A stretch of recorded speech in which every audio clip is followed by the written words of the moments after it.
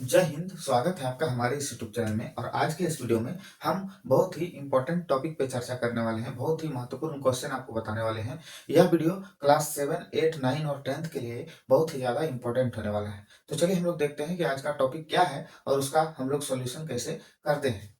तो आइए देखते हैं कि आज का टॉपिक क्या है। देखिए, टॉपिक है द्विघात बहुपदों का गुणनखंड। हम लोगों को द्विघात बहुपद का गुणनखंड करना है और दो ठो द्विघात बहुपद हम लिए हुए हैं, एक यहाँ है और एक यहाँ है। हम लोग अभी आसान से कठिन की ओर जाएंगे, सरल से कठिन की ओर जाएंगे। तो हम छोटा छोटा आसान आसान क्वेश्चन लिए। इसके लिए आपको गुणनखंड करने के लिए एक बात जानना बहुत जरूरी होता है कि द्विघात बहुपद का क्या रूप होता है। तो द्विघात बहुपद का देखिए रूप क्या होता है, वो होता है ax² प्लस bx+c। ठीक है, ये होता है द्विघात बहुपद का रूप होता है, वो याद रखिएगा।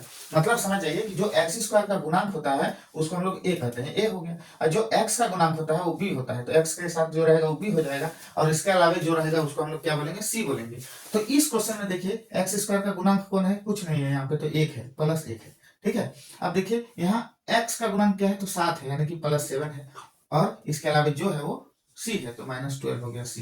ठीक है, देखिए ये बहुत इंपॉर्टेंट चीज है जो हम आपको बता रहे हैं। ठीक है, थोड़ा सा ध्यान दीजिएगा। गुणनखंड बनाने का पहला रूल क्या है कि a और c को गुना करना है। हम लोगों को a और c को गुना करना है। तो यहाँ पर a कितना है, देखिए +1 है, c कितना है, 12 है। यदि दोनों को गुना करेंगे तो 12 गुना 1 12 ही आएगा। कितना आएगा, 12 ही आएगा। ठीक, अब देखिए यहीं पर सारा खेला है गुणनखंड का। ठीक, ये जो गुना करने के बाद आएगा इसको आपको दो भागों में तोड़ना है। कितने भागों में, दो भागों में तोड़ना है। और ऐसे तोड़ना है कि दोनों भागों को जोड़ने पर या घटाव करने पर हम लोगों को बीच वाला b का वैल्यू +7 आना चाहिए। ठीक है, b का वैल्यू आना चाहिए। वो प्लस में रहे माइनस में रहे कोई प्रॉब्लम नहीं है, लेकिन वो वाला आना चाहिए। यदि +7 है तो +7 आना चाहिए, -7 है तो -7 आना चाहिए। और गुना करने पर भी यदि ये जैसे कि क्या है, यहाँ पर प्लस है, यहाँ भी प्लस है, तो प्लस गुना प्लस प्लस होगा, प्लस में 12 है, तो गुना करने पर भी प्लस में 12 आना चाहिए। और जोड़ने या घटाने पर प्लस का 7 आना चाहिए। तो देखिए इसको हम लोग तोड़ते हैं, इसे प्राइम फैक्टराइजेशन करेंगे, अभाज्य गुणनखंड। 2 छक 12 और सोचेंगे प्रत्येक स्टेप में, तो क्या यहाँ पर 7 हो सकता है। 2 और 6 को जोड़ने पर भी 7 नहीं आएगा और 2 6 को घटा करने पर भी 7 नहीं आ रहा है। तो आगे बढ़ जाएंगे हम लोग, फिर 6 को घटाएंगे तो 2 तिया 6। ठीक है, अब देखिए इन दोनों को साथ में ले लेना है आपको। ठीक है, कोई जरूरी नहीं है कि इसी को साथ में लेना है, ये आप पर डिपेंड करता है। थोड़ा सा आपको अपना दिमाग भी चलाना पड़ेगा कि कैसे तीनों को रिलेट करके देखना पड़ेगा कि कैसे क्या होता है, हमारा 7 आ रहा है कि नहीं। तो 2 गुना 2 4 आ गया यहाँ पर। ठीक है, और 4 और यहाँ पर है 3, तो 4 और 3 कितना होता है, जोड़ने पर 7 होता है। और यदि दोनों को गुना करेंगे तो देखिए ना, 4 + 3 3 7 हुआ, और 4 गुना 3 12 हुआ। दोनों प्लस में है तो हम लोगों का टारगेट पूरा हो गया। जोड़ने पर देखिए +7 हो गया और गुना करने पर +12 हो गया, है ना। तो हम लोगों का टारगेट कंप्लीट हो गया, यही चाहिए था। अब देखिए गुणनखंड कैसे करते हैं हम लोग, ये लिखना नहीं है आपको। ठीक है, ये हम समझाने के लिए केवल लिखे हैं। आपको यहाँ से ध्यान देना है। x² लिखेंगे। ठीक है, इसके बाद क्या करेंगे, हम लोगों को 7 चाहिए, तो 4 + 3 हो रहा है 7, तो हम लोग लिखेंगे 4x + 3x। 7x हो गया, 4x + 3x 7x हो गया। और यदि दोनों को गुना भी करते हैं तो 12 हो रहा है, प्लस यहाँ 12 है, 12 लिख दीजिए 13। मतलब कि केवल हम लोग इसी के लिए इतना चीज की है। ठीक है, अब देखिए ये दोनों में कॉमन ले लीजिए। ये दोनों में क्या कॉमन है हमको बताइए। तो ये दोनों में आपको दिख रहा होगा x दोनों में है। देखिए यहाँ x² है, यहाँ एगो x है, कॉमन ले लिए। तो यहाँ पर क्या बचा, x 2 ठो है, यहाँ पे x² यानी कि x × x। तो 2 ठो है तो एगो ले लिए, तो एगो x बचा कि नहीं, बचा, तो लिख दिए। यहाँ प्लस है, प्लस लिखेंगे, x को तो ले चुके हैं, तो अब क्या बचा है, 4 बचा, 4 लिख देंगे इसे। ठीक है, अब देखिए अब ये दोनों में हम लोगों को देखना है कि क्या कॉमन है। तो यहाँ पर प्लस है तो प्लस लिख दिए। अब देखिए यहाँ पर x तो नहीं है, मतलब x कॉमन नहीं है।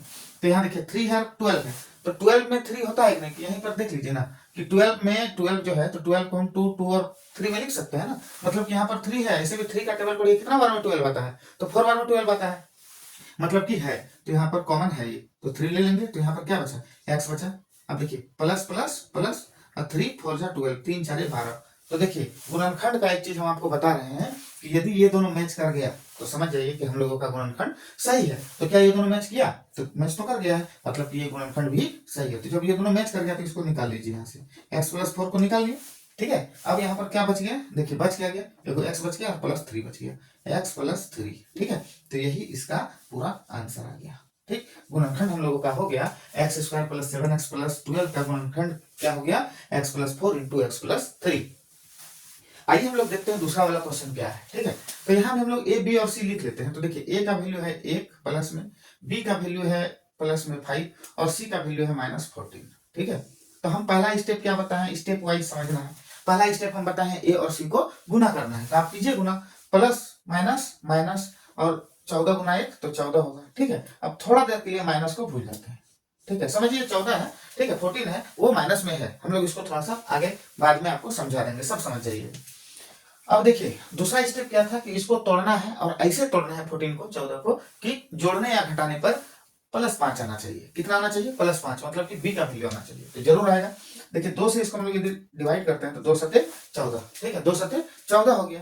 तो 2 और 7 से आप सोचिए कि क्या 2 और 7 से 5 आ सकता है? तो जरूर आ सकता है। यदि हम लोग 7 में 5 को 2 को घटा देंगे तो 5 आ जाएगा। 7 में यदि 5 को घटा देंगे, सॉरी 7 में यदि 2 को घटा देंगे तो कितना आ जाएगा? 5 आ जाएगा। देखिए 7 - 2 कितना आ रहा है? 5 आ रहा है कि नहीं? 5 आ रहा है, मतलब कि हम लोगों का जो टारगेट था वो कंप्लीट हो गया। और दोनों को यदि गुना करेंगे तो देखिए 7 है प्लस में और गुना है माइनस का 2, ये वाला, तो प्लस माइनस माइनस 7 दूनी 14, तो देखिए तो ये वाला चीज आ गया ना, ठीक है। तो देखिए ये भी हम लोगों का आ रहा है, ये भी आ रहा है, और हमारा नंबर क्या है? +7 - 2, +7 और -2 है, ठीक है। अब यहाँ पर हम लोग क्या करेंगे? x² लिख दिए, यहाँ से यहाँ लिखना है आपको। इसको समझने के लिए, हम समझाने के लिए हम लिखे हैं, ठीक है। आप इसको साइड में कहीं अपने से समझने के लिए कहीं साइड में लिख लीजिएगा। अब देखिए यहाँ पर हम लोगों को प्लस का 5 लिखना है, तो प्लस का 5 कैसे हो रहा है? प्लस का 5 हो रहा है 7x में से 2x को माइनस करेंगे, तो 7x में 2x माइनस करेंगे तो 5x होगा कि नहीं? ये वाला 5x हो रहा है ना, हो रहा है। तो अब आगे लिखिए, आगे है -14, यहाँ लिख देंगे -14, ठीक है। तो देखिए इसी जगह जो है समझने में, ठीक है, इसके बाद कोई प्रॉब्लम नहीं है, ठीक। देखिए अब ई दोनों में कॉमन लेंगे, किस में कॉमन लेंगे? ई दोनों में। तो ई दोनों में क्या कॉमन है? आप कहेंगे कि x दिख रहा है दोनों में, तो x कॉमन ले लेंगे, ठीक है, अच्छी बात है। अब यहाँ x² यानी कि x × x है, तो एगो x कॉमन लेते, एगो x और बचा हुआ है, ठीक है। देखिए x² मतलब x गुना x होता है, ठीक है। एगो x यदि हम कॉमन ले लेते हैं, एगो x और बचा हुआ है ना, तो वही चीज हम लोग यहाँ पे कर रहे हैं, ठीक है। अब ये प्लस है, प्लस लिख देंगे, x तो ले लिए हैं यहाँ, ठीक है, तो बच गया यहाँ क्या? 7 बच गया, 7 लिख देना है। इसके बाद यहाँ पर माइनस है, माइनस लिख दीजिए। 2 और 14, ठीक है, x तो नहीं दिख रहा है, तो 2 और 14 में क्या कॉमन है? तो 14 में भी 2 है और 2 में तो 2 है ही, 14 में भी 2 है। 2 का टेबल कितना बार में 14 आता है? 7 बार में आता है। तो यहाँ पर 2 कॉमन ले लीजिए, ये वाला x यहाँ बच गया, लिख दीजिए, और माइनस माइनस प्लस हो जा रहा है, और 2 का 2 पड़ी है, कितना बार में 14 आता है? 2 सत्ते 14। तो देखिए दोनों मैच किया, तो यदि दोनों मैच कर गया तो गुणनखंड हम लोगों का बिल्कुल सही है। अब क्या कीजिए, दोनों जब मैच कर गया तो उसी को निकालिए, x + 7 को निकाल लीजिए, बाकी आपका बचा क्या? x और -2, तो x - 2 लिख देना है, और यही हो जाएगा आपका आंसर, ठीक है। ये पूरा आंसर हो जाएगा इसका। तो देखिए हमारा हम जो आपको ये गुणनखंड बताएं, ये आपको कैसा लगा हमको कमेंट में जरूर बताइएगा, और यदि हमारे चैनल में अब तक आप नए हैं तो हमारे इस चैनल को सब्सक्राइब कर लीजिएगा।